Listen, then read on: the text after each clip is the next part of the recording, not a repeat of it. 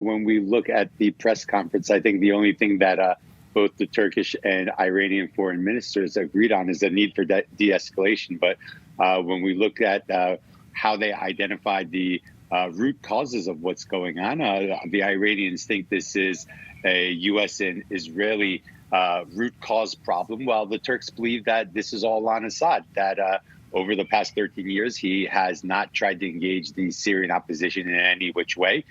He hasn't dedicated himself to any type of peace process or anything that leads towards de-escalation. And he hasn't tried to reconcile or reproach with the Turks at all either. So they feel that this recent round of escalation is all of his doing. Well, there are reservations even among those who despise Bashar al-Assad because the group leading this advance that is sweeping through Syria is the HTS, which is a derivative of al-Qaeda, formerly known as al-Nusra. I mean, some are asking, has Turkey just unleashed a jihadist onslaught on the people of Syria? Well, first of all, Turkey doesn't control HTS. It never controlled HTS. And I can tell you this, the feeling when they first started advancing was one of concern. Now, for the past 13 years, there's been a revolution. There's been a civil war.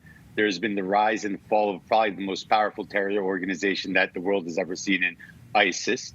And throughout all this, when we see the pool of fighters inside of the country, I think it's really safe to say there are no angels in Syria.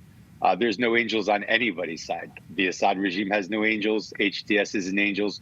Turkish proxies aren't angels. Iranian proxies, Russian proxies, or the American proxies. So I don't think that right now is the time to judge who's better than who, because it's just all different shades of basically groups that have done bad things in the past. I think right now the way to look at every group is what is their main objective? What can they bring to the table? Are they close to reaching that objective? And I think the main objective right now should be to work towards a free and fair Syria. And the biggest obstacle standing in front of that seems to be Syrian dictator Bashar al-Assad.